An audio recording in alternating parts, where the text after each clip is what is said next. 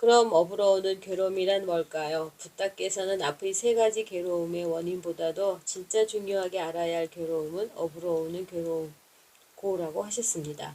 먼저 사고팔고를 살펴보도록 하겠습니다. 처음 설하신 말씀에는 모두 8가지의 괴로움이 나오는데 바탕되는 괴로움을 사고라고 하고 넷을 더해 팔고라고 합니다. 인간들은 사고팔고 지옥 속을 늘 순간순간 들락거리며 살고 있다고 해도 지나친 말이 아닐 겁니다. 그럼 이 사고팔고는 어떤 상태의 괴로움을 뜻하는 걸까요? 사고란 생로병사이고 팔고란 생로병사의 애별리고 원중회고 구부듣고 오운성고를 더한 것입니다. 사람들이 괴롭다 힘들다 하는 걸 가만히 들여다보면 거의 사고랑 팔고 때문입니다. 그러면서 세상은 본디 골아서 괴로운 거라고 합니다. 정말 그럴지도 모르지요. 꼽아보면 괴로운 것들이 너무 많으니까요. 그런데 고는 언제 오는지 어떻게 할 때 괴로운지 살펴보신 적 있으신가요? 생로병사가 고라는 건 엄마 뱃속에서 응애 하고 태어남을 가리키는 게 아닙니다. 아침에 눈을 뜨고 의식이 다시 깨어나는 것도 생인데 이게 왜 고인가? 부탁께서 말씀하신 생로병사의 뜻은 우리 인간은 순간순간 업에 따라 꼭두각시로 나고 죽는다는 걸 말씀하신 겁니다. 하루에도 12번씩 아니 수십 번 수백 번 꼭두각시로 나고 죽고 합니다. 정확하게 말하면 사람이었다가 꼭두각시였다가를 되풀이하고 있다는 겁니다. 네. 업이 만드는 꼭두각시란 무슨 뜻일까요? 이를테면 욕심이 일어났습니다. 알아차림을 하면 도제가 되는 건데 알아차림이 안 되고 알아차림을 못하는 가운데 탐욕의 불꽃이 강하게 일어나면 말이나 행동으로 옮겨집니다. 우리 인간에게는 5욕이 있다고 하지요. 식욕, 성욕, 수면욕, 재물욕, 명예욕, 꼭두각시란 이 5가지 욕망에 불임을 당해 노란하는 것과 다름없습니다. 말하자면 탐진치, 번뇌에 불임을 당하면서 번뇌가 시키는 대로 하는 것이지요.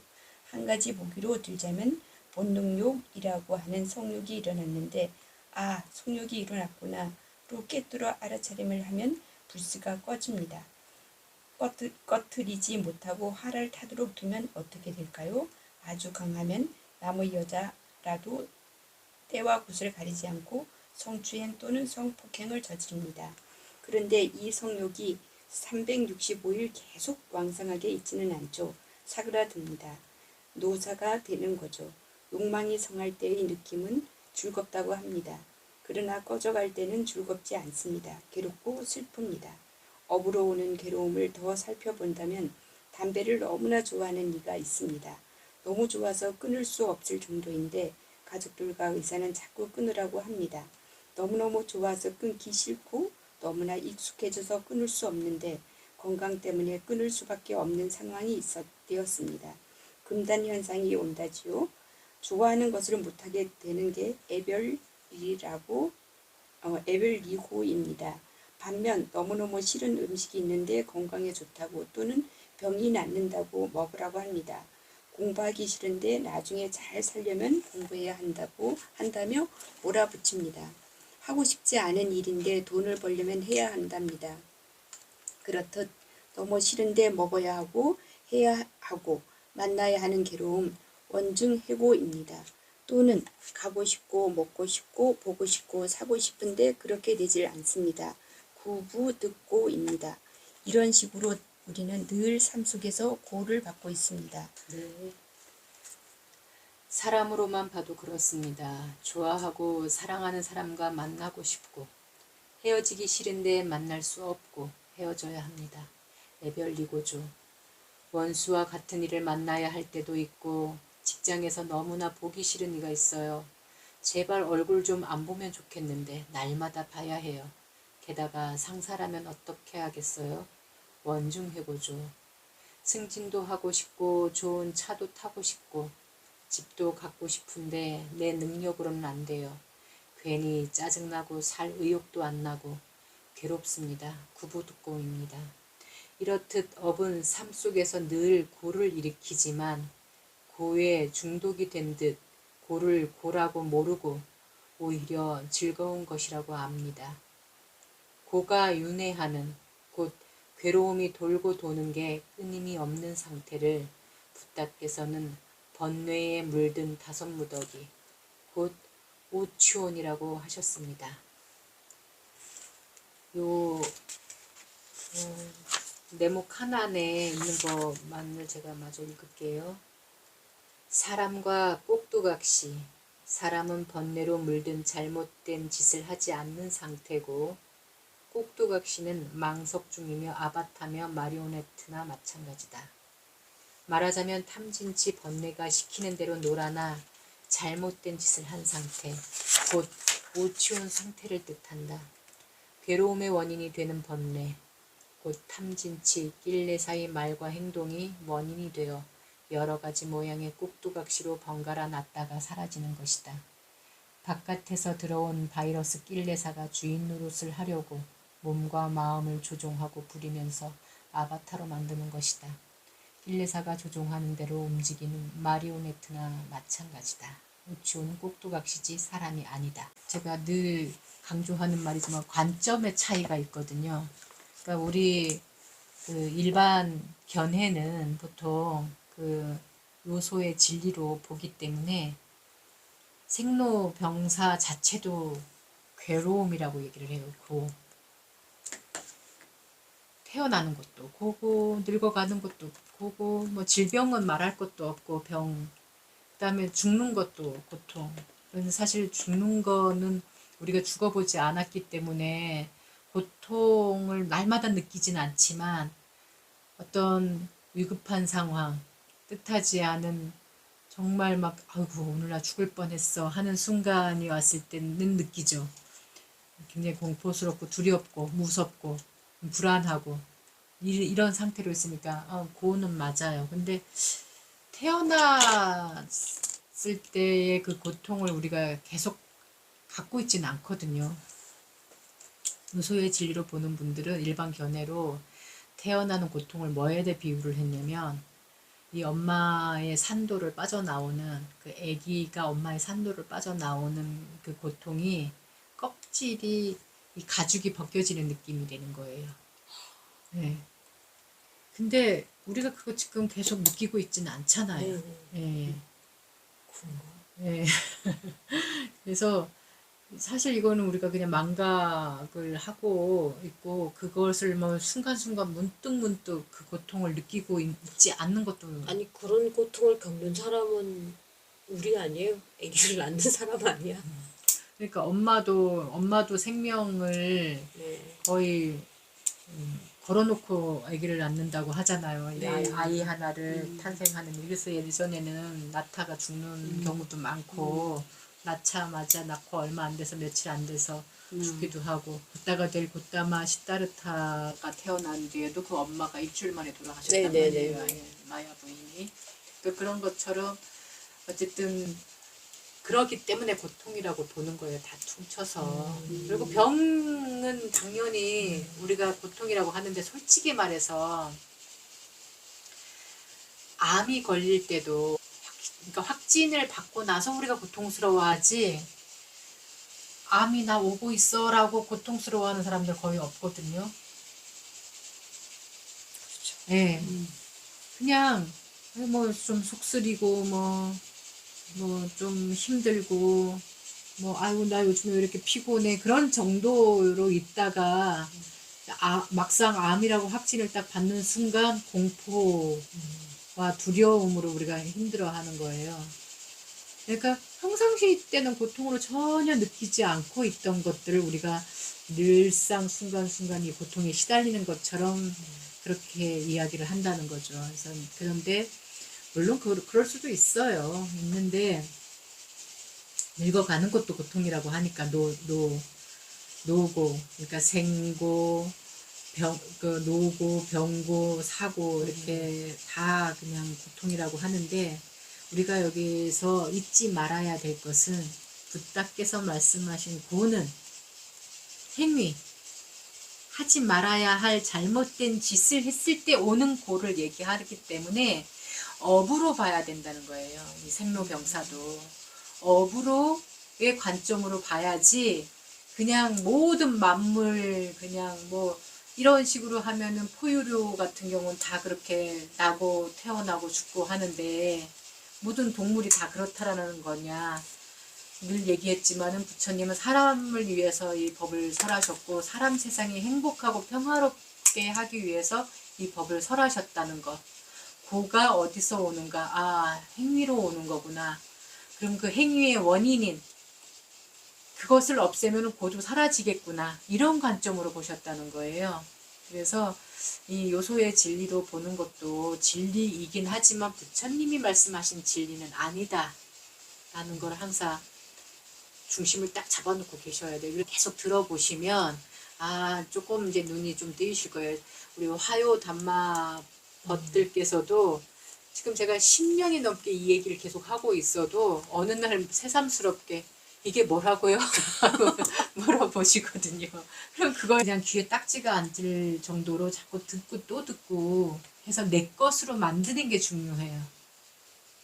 이 이치를 지식으로만 알고 있으면 아무 도움이 안 돼요. 놓아라. 어떻게 놓아요? 그냥 놓아라. 그럼 그냥 놓아보는 거예요, 한번. 중독에 걸린 사람 있어요. 이를 놓을 줄을 모르는 거예요. 이를 놓으면은 불안해해.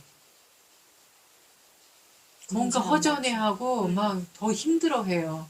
맞아요. 네. 내가 불안해하는구나. 힘들어하는구나. 알아차림하면서 그냥 큰 대자로 누워있어 봐라. 근데 이걸 못 하시는 거예요. 못해요. 네. 그래서 이것도 훈련이 필요하거든요. 이렇게 하는 것도 놓는 훈련도 필요하거든요. 한번 해보고 아유 안 되더라고. 당연히 안 되죠. 지금 중독이 걸린 상태인데 금연 그 담배 중독, 알코올 중독 걸린 사람도 한 번에 안 되잖아요, 그게. 그래서 그런 센터까지 들어가서 치료센터까지 가갖고도 안 돼서 포기하는 사람이 있는데 하물며 우리가 업식으로 이 삶의 버릇으로 이렇게 길들여진 이 버릇들이 아우 이 말 한 번 들었으니까 나 한 번 해봐야지. 아, 한 번 해봤더니 안 되네. 에이, 난 안 돼. 이럴 문제가 아니라는 거예요. 그래서 자꾸 이것도 훈련을 밥 먹고 잠자고 똥 싸는 것처럼 정말 일과처럼 내가 중요하게 여기고 이렇게 훈련을 해야지만 바뀔 일이거든요. 그냥 머리로 알았다고 해서 바뀌지 않아요, 절대로. 그래서 여기에서의 생로병사는 행위로 내가 어떤 잘못된 짓을 짓는 순간 나는 사람이 아니라는 거예요. 꼭두각시로 태어났다는 거예요. 그게 생이다. 그리고 그 꼭두각시로 막 뭔가를 막 화를 막 내는 사람 어떤 사람들은 화에 완전히 감겨가지고 하루 종일 화를 내기도 하거든요. 그 탐진치, 그 썩냄에 지금 꼭두각시가 되어 있는 상태잖아요. 그 썩냄이 오기 전에는 욕심에 휘달려 간 거거든요. 욕심대로 안 되니까 썩이 나는 거니까. 그렇게 해서 꼭두각시로 지금 태어났어, 새로. 근데 점점 이 화가 사그라드는 거예요. 그게 노병사가 되는 거예요. 그 꼭두각시 상태가 사라지면은 산 거예요. 다시 이제 사람으로 태어나는 거죠. 이렇게 우리는 하루에도 몇 번씩 사람으로 났다가 꼭두각시로 났다가 나고 죽고를 계속 하고 있는 거예요. 이게 부다가 말씀하신 업으로 보는 고의 원인과 소멸되는 상태거든요. 근데 이것을 그냥 한 사람의 생을 태어난 순간부터 죽을 때까지로 그냥 쭉 보는 거는 요소의 진리에서는 맞을 수 있지만 부다가 말씀하신 업의 진리로 보면 안 맞는다라는 말을 하는 거예요. 이 관점만 바로 잡아놓고 가시면 내가 오늘 하루 이제 일과를 마무리하면서 내가 오늘 생로병사를 몇 번 했나? 나는 오늘 꼭두각시로 욕망의 꼭두각시로 몇 번 태어났던가? 이렇게 한번 반성해보는 거예요. 반성이라는 말이 뉘우치는 게 아니거든요. 돌아볼 되돌아 살핀다라는 뜻이거든요. 한번 나의 일과를 하루로 이렇게 살펴보고 아이고 내가 아까 욕심에 끄달려 갔었네. 꼭두각시가 잠깐 됐었네. 다행히도 빨리 알아차림해갖고 내가 노병사까지는 안 하고 그냥 바로 알아차림에 멈추어서 꼭두각시 직까지는 안 했네. 마음까지는 끌려갔었는데 자칫하면 내가 오늘 꼭두각시로 태어날 뻔했는데 다행히 알아차림으로 그냥 사람으로 유지하고 있었구나. 오늘 사람으로 하루 잘 살았구나. 이러면은 다행인 거죠. 그렇게 날마다 사람으로 생각하고 사람으로 사람 짓을 하고 이렇게 우리가 하는 게 목표인 거예요. 이 꼭두각시를 불교 말로 하면 오치온인 거거든요. 그러니까 이제 일반 불교에서는 중생이라고 표현을 해요. 예, 나도 중생이고 너도 중생이고 하다못해 승려들도 스스로 이거 나도 중생인데 뭐 이렇게 표현하는데 이건 잘못된 표현이라는 거죠. 중생은 탐진치에 끌려간 상태, 꼭두각시 짓을 하는 상태가 중생인 거예요. 사람 짓을 할 땐 그냥 사람인 거예요. 그러니까 함부로 어디 가서 나 중생이야 하지 않으셔도 돼요. 중생은 꼭두각시인 상태가 중생이니까 탐진치로 끌려가지 않은 상태는 중생이 아니라고. 사람이라고. 그래서 그 중생이라는 말을 아무 때나 쓰지 않으셔도 된다고. 예.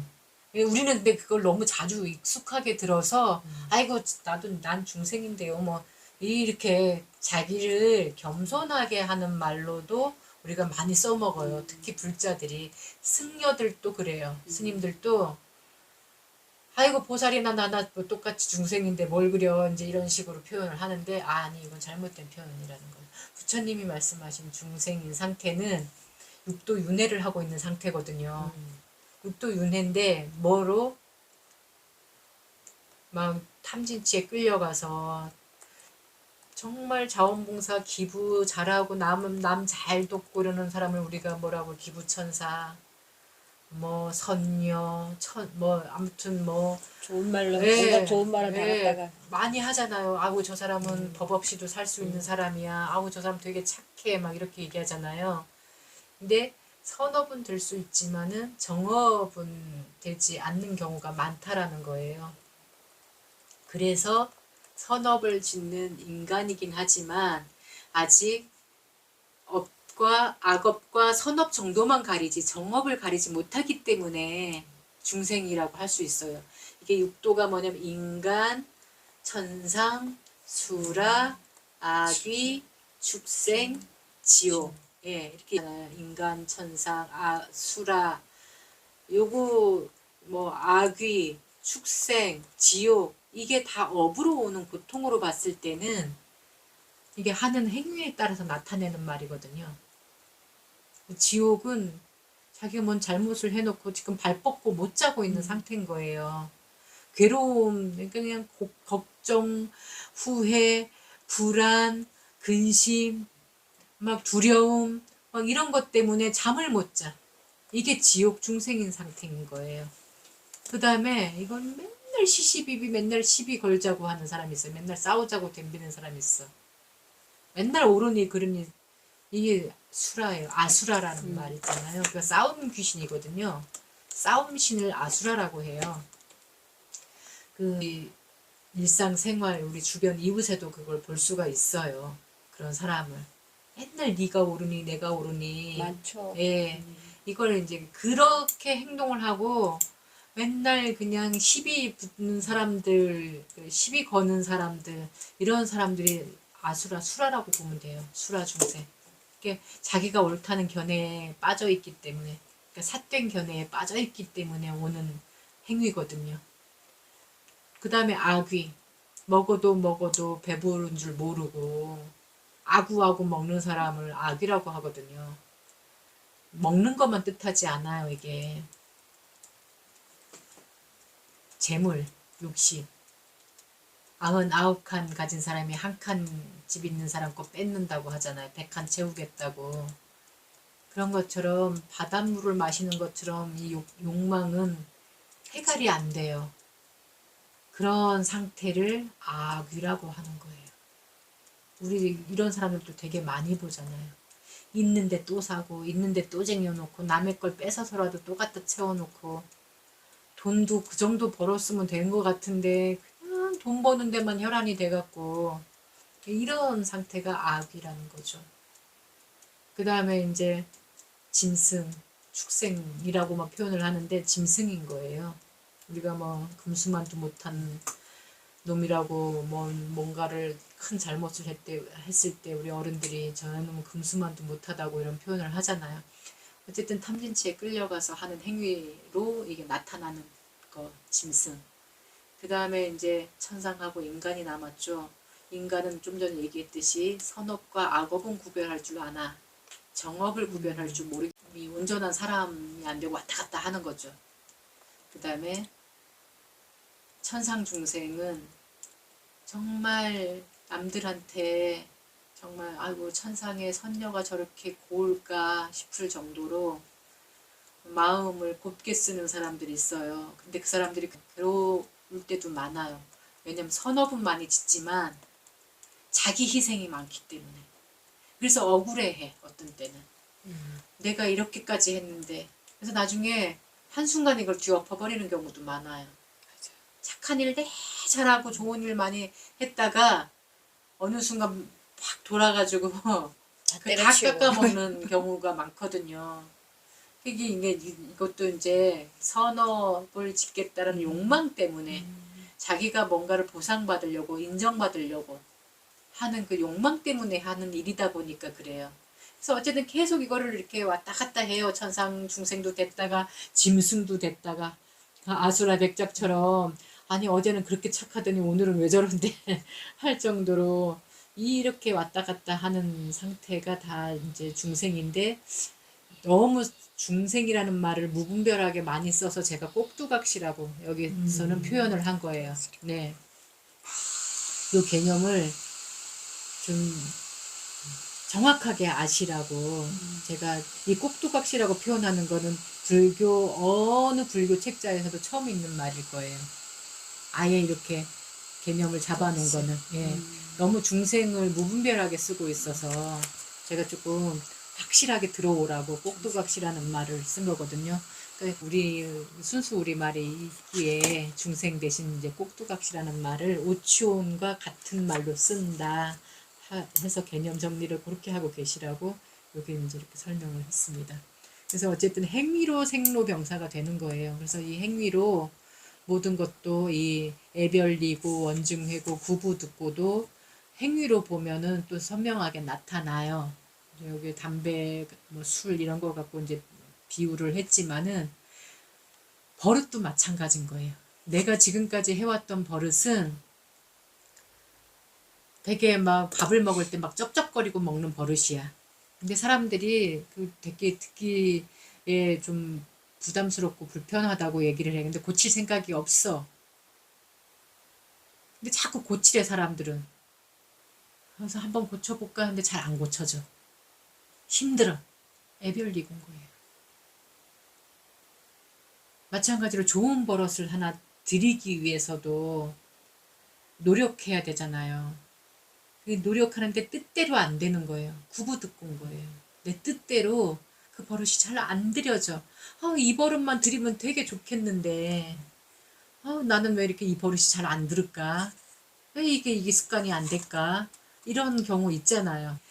내가 좀 건강해져서 정말 활기차게 내 하고 싶은 일도 어디 자원봉사도 막 다니고 여행도 좀 막 이렇게 다니고 사람들하고 이렇게 어울릴 수 있는 모임에도 좀 나가고 싶은데 내 건강이 안 따라줘만 힘들다라는 걸 알아차리고 그래 이거는 지금 구부듣고인데 아니야 내가 이뤄내면 되지 하는 마음으로 자꾸 연습을 이렇게 날마다 버릇을 들이다 보면 어느 날 내가 소원한 바가 이루어지는 거죠.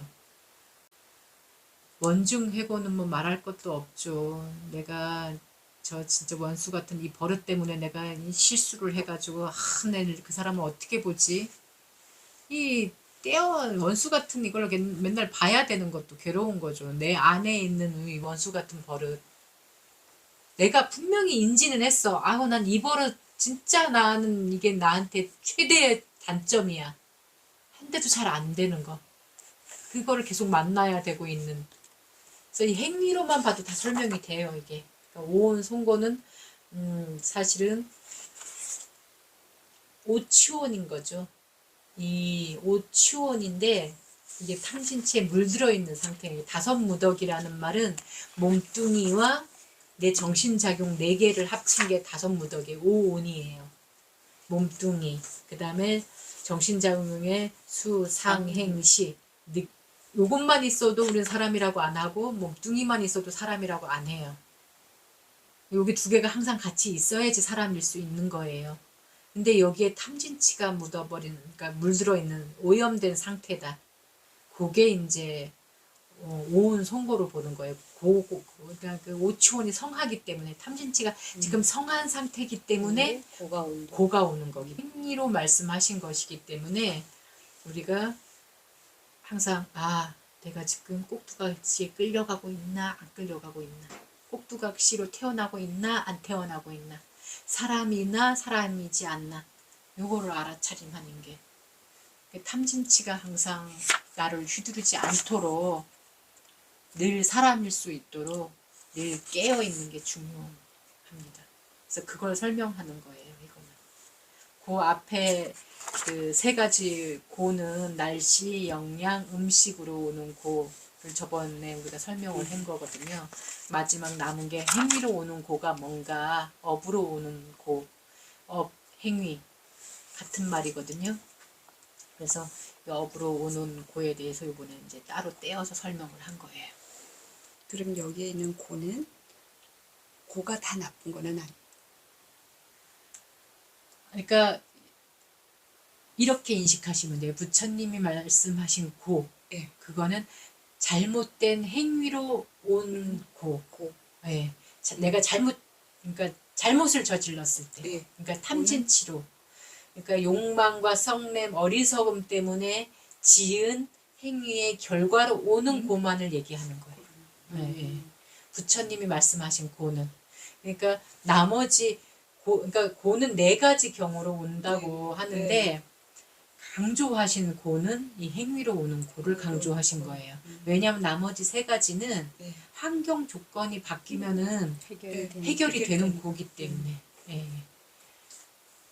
그래서 불교에서 말하는 고, 그러니까 무슨 고가 됐든 간에 여기 이제 8가지 고를 얘기한다고 그러잖아요. 뭐가 됐든 간에 저건 행위로 오는 고를 얘기하고 있는 거다. 그렇게 안 보는 분들, 일반 불자들도 많아요. 근데 적어도 우리는 제대로 알고 가야 된다는 거죠. 뭉뚱그려서 모든 게 다 고야. 인생은 고야. 인생은 고해야. 사람은 고해에서 떠돌고 있는 거야. 이렇게 보면 안 된다는 거예요. 참 그런 말 많이 하죠. 네. 그렇죠. 어차피 인생은 괴로운 거야, 뭐 이런 식으로. 생로병사도 거기에서 이제 늘 얘기해요. 예. 사람 지금도 뭐 어느 강연이고 어느 뭐 유튜브에서 유명하시다고 하는 분들도 다 얘기하면은 다 인생은 고래. 생로병사. 네, 다 보라고 얘기를 하고 있어요. 인문학 강연들 같은 거 보면 거의 뭐 단골 멘트예요. 인생은 고라는 거죠. 근데 부처님이 말씀하신 고를 우리가 잘못 알아들었기 거기에서도 그 부처님 고를 갖다가 그런 식으로 때문에 난반을 하시는 예, 거예요. 제가 저번 주에 우리가 예전에 3가지 진리가 있는데 2가지만 얘기하다 보니까 다 여기에 들어간다.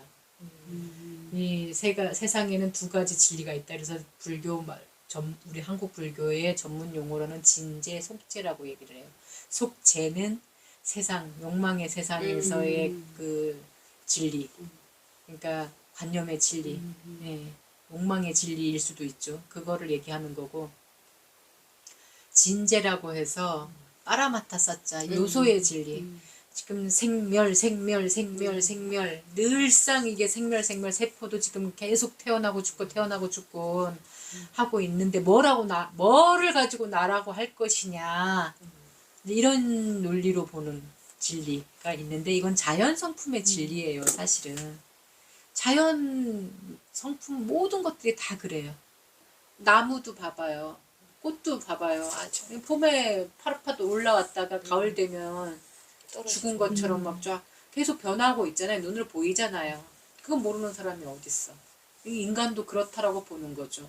인간도 지금 머리카락이 하얗게 새고 있고 태어났을 때 그 세포 그대로 갖고 있지 않아. 그래요, 맞아요. 과학으로도 그건 증명이 됐어요. 2달도 안 돼서 우리가 이게 다 바뀌잖아요. 이 모든 세포가 다 바뀌는 게 60조 개의 이 세포가 60조 개로 이루어진 이 인간의 몸뚱이가 길어봐야 2달밖에 못 간다라는 거. 근데 그걸 가지고 뭐 그걸 갖고 너라고 할 수 있어? 라고 본다는 거는 부처님 진리가 아니라는 거예요. 근데 우리는 그걸 지금 많은 분들이 그걸 부처님 진리로 본다는 거죠. 아니에요. 전에도 제가 강조하는 말이지만 과학이 멈추지 않는 한, 그러니까 생각이 멈추지 않는 한 과학도 멈추지 않고 과학이 멈추지 않는 한 그 진리는 맞을 수가 없다라는 거죠. 부처님은 행위, 업으로 모든 걸 관점을 보게 하셨다라는 거예요. 그래서 업을 잘 짓게 하는 그 덕목이 팔정도라는 거예요. 예. 그래서 팔정도, 이 팔정도는 수행의 시작이요, 죽을 때까지 갖고 가야 될 부분이에요. 내가 늘 지니고 행해야 할 부분이에요. 수행이 따로 있는 게 아니고. 근데 우리는 절 뭐 막 몇천 배, 몇만 배, 몇십만 배, 몇백만 배 막 절을 막 평생 하는 걸 수행이라고 생각하고 있고, 또는 참선을 잠 안 자고 막 하는 것까지 해서 그냥 오로지 그냥 막 몇 시간씩 잘 앉아서 눈 감고 졸지 않고 잘 있으면 그걸 수행이라고 생각하고, 물론 수행은 수행일 수 있지만 그렇게 해서 탐진치가 다 소멸이 되고 어느 곳에 데려다 놔도 탐진치가 일어나지 않으면 정말 수행 잘 하신 거죠. 근데 어머나 누구하고 싸웠대. 뭘 보더니 막 욕심을 낸대. 그러면은 잘못 수행을 한 거라는 거예요. 부처님이 말씀하신 수행의 목적은 해탈, 니bb안하거든요. 열반이거든요. 그 열반은 뭐냐? 탐진치가 일어나지 않는 상태예요. 괴로움이 일어나지 않는 상태예요. 탐진치는 괴로움이라는 결과를 반드시 갖고 오기 때문에 자기만 알 수 있어. 겉으로는 근엄하게 앉아있을 수 있지만 속 안에서는 지금 어떤 생각과 어떤 것들이 일어났다 사라졌다 하면서 마음 상태가 번뇌로운지 평온한지 이건 모르거든요. 그건 본인만 알 수 있어요.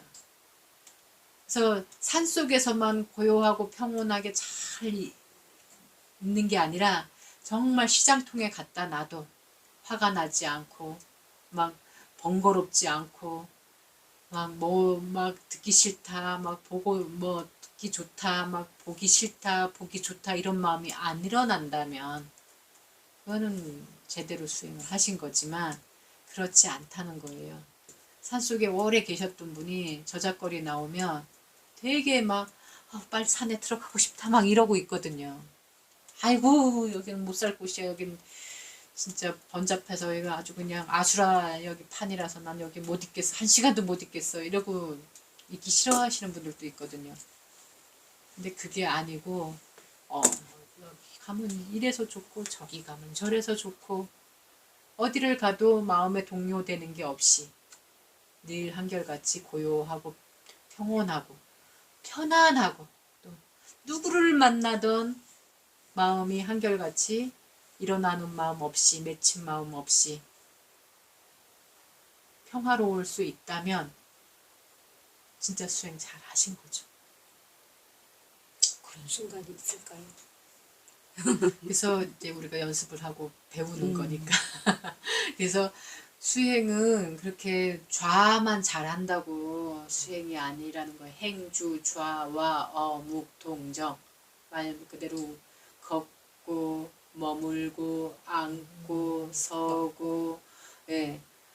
고요할 때나 말할 때나 밥 먹을 때나 누울 때나 뭐 어느 때 상관없이 마음이 늘 일어나는 마음 없이 분별심 없이 편안할 수 있다면 평안할 수 있다면 근데 그렇게 하기 위해서 우리가 일상생활에서도 계속 알아차림을 하는 거예요. 해야 하는 거예요. 일주일에 하루만 그런 날이 있어요. 일주일에 하루씩이나. 하루씩. 근데 가끔씩은 저는 너무 단순하게 살아서 그런지 일주일에 하루 정도는 그래도 아무런 그런 화냄, 어떤 그런 불편함 없이 그냥 좋다.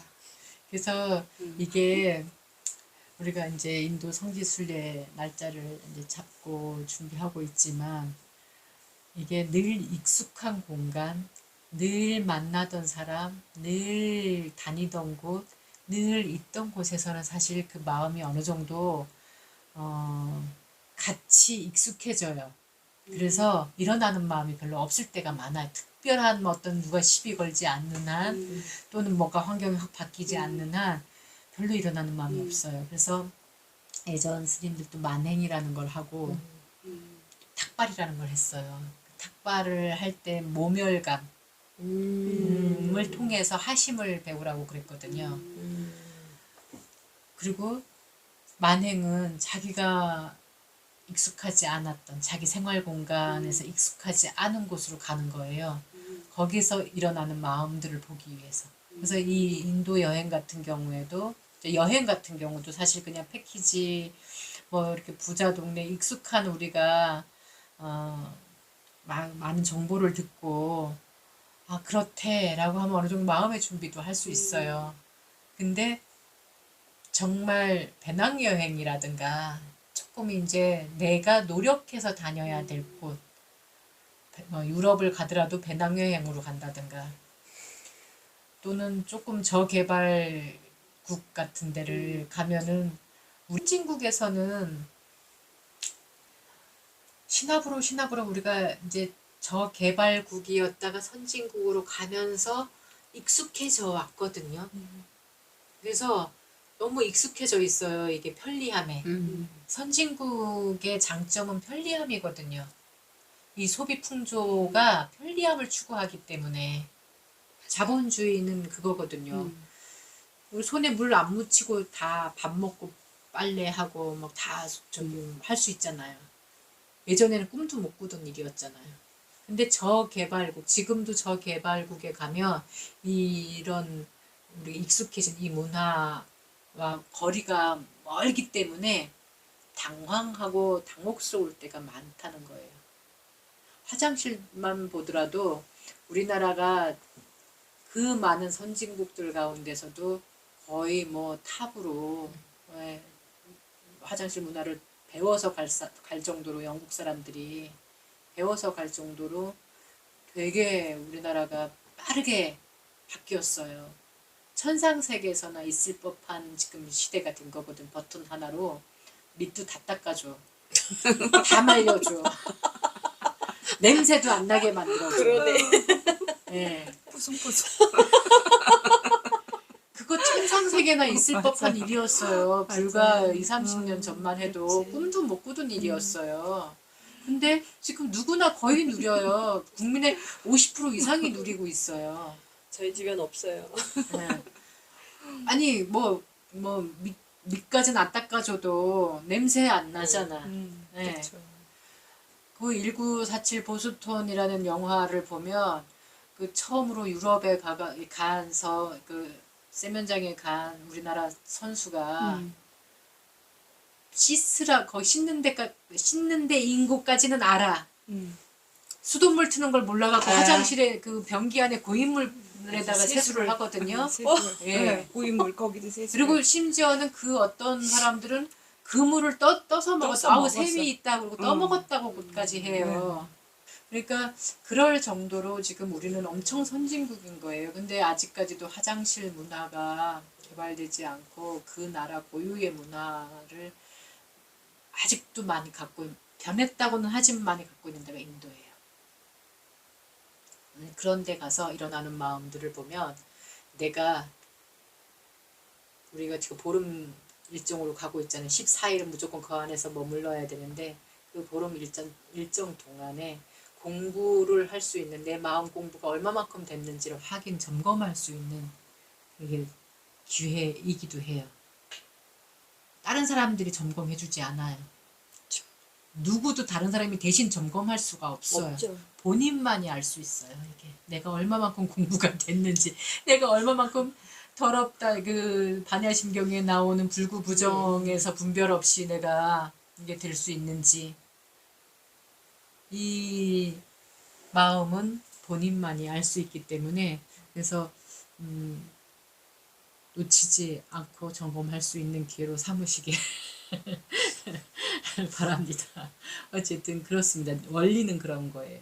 이 업으로 오는 거기 때문에 그 업은 마음, 씀, 말, 그 다음에 행동, 요 세 가지를 얘기하는 거예요. 신구의 업이에요.